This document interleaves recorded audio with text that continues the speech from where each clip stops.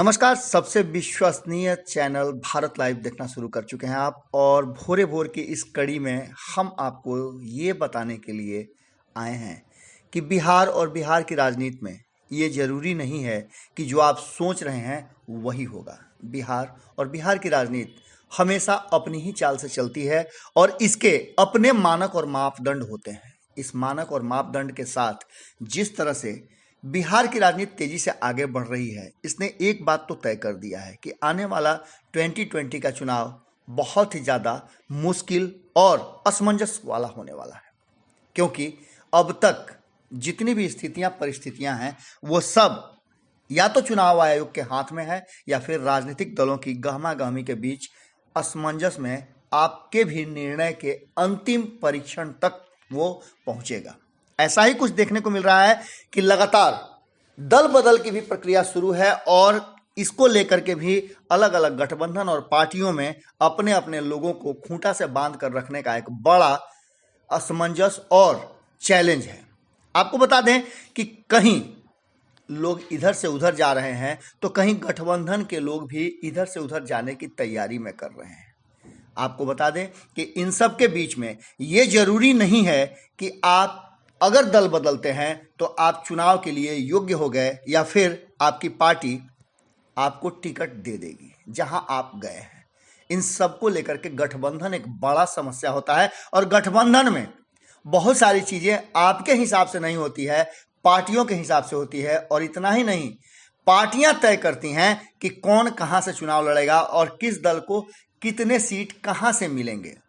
आप अगर ये सोच करके गए हैं कि आप विधायक हैं, आप दूसरे खेमे में चले जाएंगे तो आपको टिकट मिल जाएगा, तो शायद आप जल्दीबाजी कर रहे हैं और इस जल्दबाजी में आपको धोखा भी हो सकता है।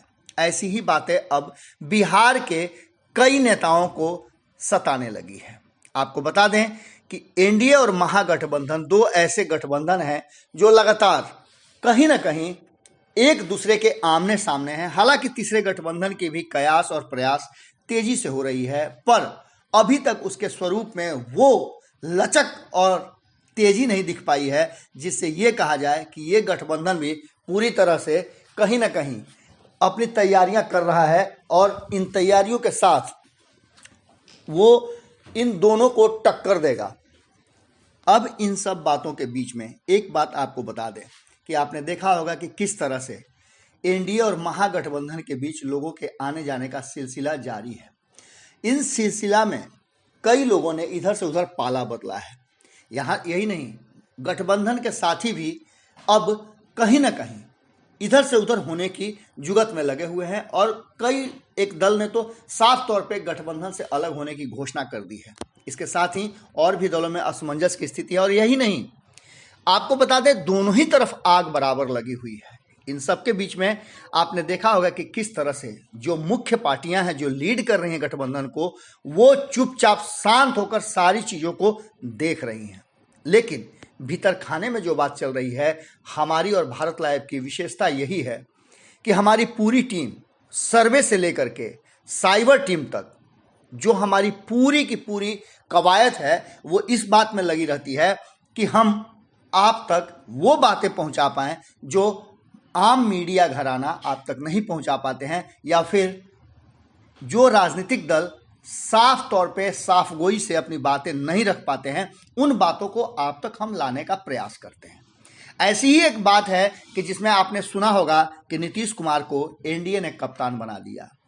दूसरी तरफ महागठबंधन को आपने देखा होगा कि भले ही उनके साथी दलों ने घोषणा की हो या नहीं की हो, दबे जुबान में बोलते हो, सामने सामने कोई तैयार नहीं हो रहा हो, पर तेजस्वी यादव को कप्तान घोषित कर दिया गया है। उनकी पार्टी ने उन्हें कप्तान घोषित कर दिया है और वो इसी की तैयारी में लगे भी हुए हैं। उसकी पूरी पार्टी इस बात के लिए संकल्पित है कि इस बार तेजस्वी यादव को मुख्यमंत्री की कुर्सी तक पहुंचाना है। इतना ही नहीं, नीतीश कुमार को भी कुर्सी तक पहुंचाने के लिए उनके पार्टी में कई तरह के प्रयास चल रहे हैं, पर उन प्रयासों में ज्यादा ये बातें दिख रही हैं कि लोग एक ही बात कह रहे हैं कि नीतीश कुमार एक बार फिर से मुख्यमंत्री की कुर्सी पर बैठेंगे, पर इसके लिए उनके साथी दलों का सहयोग जरूरी होगा।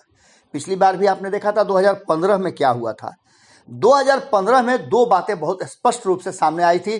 पहली बात तो ये आई थी कि उस समय नीतीश कुमार एनडीए नहीं बल्कि महागठबंधन के हिस्सा थे, और जब महागठबंधन के हिस्सा थे तो दोनों की मजबूरियां थी। एक तरफ जहां आरजेडी को फिर से सत्ता में वापसी करनी थी, उसी तरह से तीसरी जो पार्टी थी कांग्रेस, उसे अपने सूखे हुए बगीचे में हरियाली लानी थी, यानी उसे भी एक लंबे समय के बाद सत्ता में आने का कहीं ना कहीं एक छोटी सी किरण देख रही थी, और इसके चलते तीनों ने आपस में समझौता कर लिया। वहीं आपने एनडीए में देखा होगा कि भारतीय जनता पार्टी जो पूरी तरह से इस बात के लिए डिटरमाइंड लग रही थी कि वो सत्ता को प्राप्त कर लेगी बिहार में, उसको बड़ा झटका लगा था। 160 के आसपास सीटों पर लड़ने के बावजूद भारतीय जनता पार्टी की स्थिति ये हुई थी कि वो बड़ी मुश्किल से 50 का आंकड़ा पार कर पाई थी। हालांकि ये आंकड़ा उतना जरूर थे कि अगर दो बड़े घटक दल महागठबंधन के इधर से उधर हो जाएं तो गोटी लाल हो सकती थी भारतीय जनता पार्टी की। वही हुआ भी। आपने देखा कि किस तरह से बिहार की राजनीति में अचानक रातों रात बड़ा परिवर्तन हो गया और महागठबंधन की सरकार समाप्त होकर एनडीए की सरकार बन गई। पर 2020 में स्थितियां बिल्कुल उलट हैं। इस 5 सालों में इतनी घटनाएं हुई हैं बिहार में जो शायद आज़ादी के बाद कभी नहीं हुई हों। इस बार की घटनाओं में कहीं ना कहीं बिहार और बिहार की जनता हर चीज़ को एक एक कदम फूक फूक कर रखने वाली है। इन सब के बीच में हमने आपको बताया कि जो लोग दल बदल करके गए हैं, जो इस आशा में गए हैं कि हमें टिकट तो मिलेगा ही मिलेगा और हमारी जीत भी पक्की हो जाएगी, उन लोगों को बड़ा झटका लगने वाला है। कारण कि भारतीय जनता पार्टी ने साफ तौर पे कह दिया है कि जो लोग भी इधर से उधर हो रहे हैं, गठबंधन की राजनीति है और गठबंधन के दल तय करेंगे कि कौन कहां से टिकट मिलेगा, कौन कहां से चुनाव लड़ेगा। ये जरूरी नहीं है कि आप विधायक हैं, पाला बदल कर आए हैं तो आपको टिकट मिलेगा। आपने देखा होगा कि इसकी शुरुआत भी हो चुकी है। हमने आपको बताया भी कि किस तरह से भारतीय जनता पार्टी नीतीश कुमार को छोड़ करके अपनी तैयारियों में लग गई है और साफ तौर पे उसका कहना है कि जो कहा वो किया। आप समझ लीजिए कि जो कहा और किया और मोदी है तो मुमकिन है, ये दो नारे ऐसे हैं जो कहीं ना कहीं नीतीश कुमार के 2015 के नारे पर भी भारी पड़ रहे हैं, क्योंकि नीतीश कुमार अब उसी का हिस्सा हैं जहां ये नारे गढ़े जा रहे हैं कि जो कहा सो किया और मोदी है तो मुमकिन है। आप समझिए कि कप्तान तो नीतीश कुमार हैं, पर मोदी हैं तो मुमकिन कैसे हो सकता है बिहार में। जो कहा सो किया किसने नहीं किया है। ये दो बातें बहुत गंभीरता से आम जनता के बीच में पहुंचाया जा रहा है।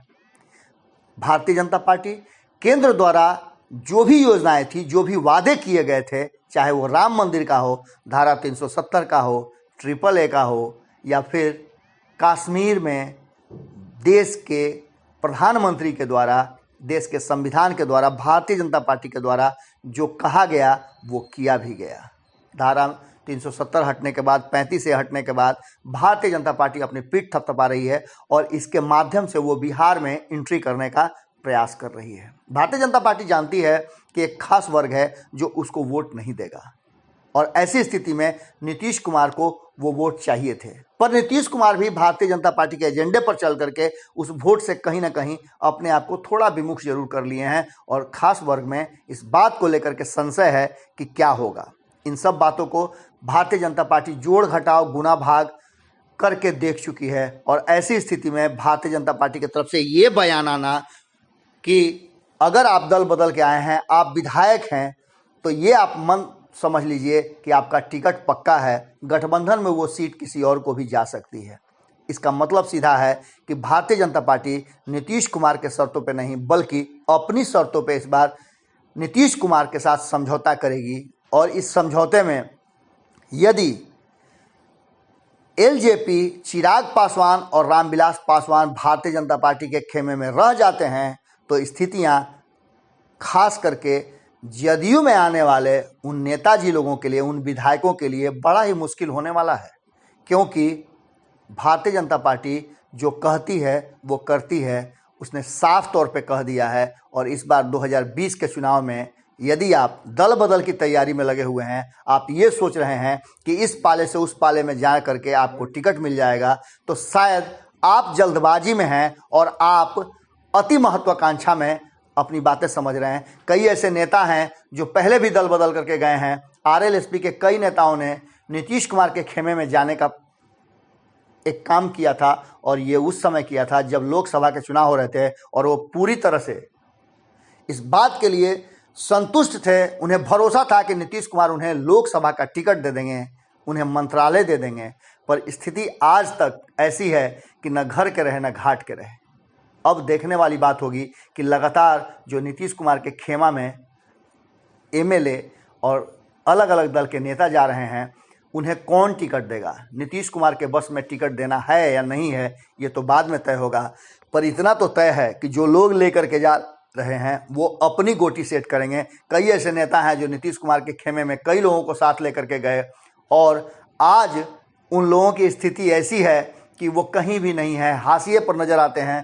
और इन सब बातों के बीच में उनकी गोटी तो लाल हो गई। अब क्या आप पिछलग्गू बन के चलने के लिए तैयार हैं? अगर यही था तो पिछले दल में क्या दिक्कत थी? इन सब बातों के बीच में भारतीय जनता पार्टी ने एक तरह से मान के चलिए कि स्पष्ट कर दिया है कि भारतीय जनता पार्टी कोई भी समझौता नीतीश कुमार के शर्त पर नहीं बल्कि अपनी शर्त पर करने वाली है। और ये एक बड़ा झटका उन नेताओं के लिए, उन विधायकों के लिए, उन एमएलए के लिए, एमएलसी के लिए हो सकता है जो ये सोच करके पाला बदले हैं कि उनका तो पक्का है टिकट मिल जाना और जीत जाना। कैसा लगा विश्लेषण जरूर बताइएगा, क्योंकि अंततः फैसला तो आप ही को करना है, क्योंकि आप वोट देने जाएंगे। आप अपने पुराने एमएलए साहब को वोट देंगे या फिर कोई नए आपके नज़र में आ गए हैं। हम तो आपको बता ही रहे हैं कि संभावित कौन है।